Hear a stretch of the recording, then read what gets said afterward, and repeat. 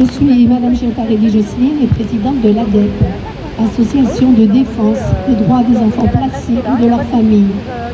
Cette association a vu le jour en mai 2022 pour parler du dysfonctionnement de la protection de l'enfance en France.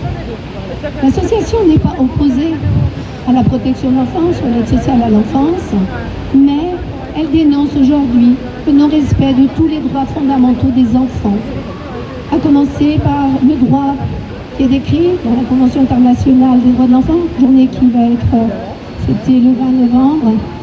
Donc, un des premiers droits qui est bafoué, c'est l'éducation. Ils n'ont pas accès à la culture, pas accès aux soins.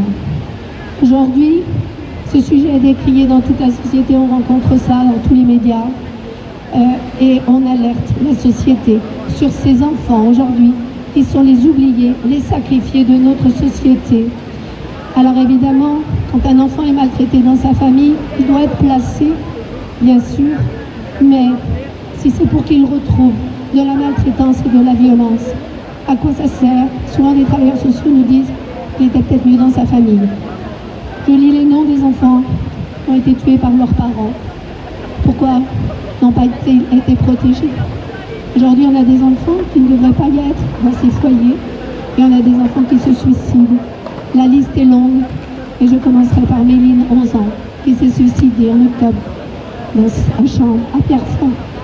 Je vais parler aussi de Lily, qui s'est suicidée dans sa chambre à l'hôtel à Clermont-Ferrand, alors que la loi Taquet interdit le placement des enfants à l'hôtel.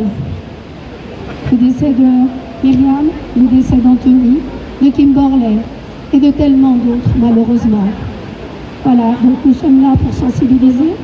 Nous accompagnons les familles, nous avons une écoute téléphonique. Nous sommes des professionnels. Nous avons été rejoints par des éducateurs, des travailleurs sociaux qui travaillent avec nous. Et nous essayons d'alerter pour que cette protection de l'enfance soit digne de notre pays. Merci.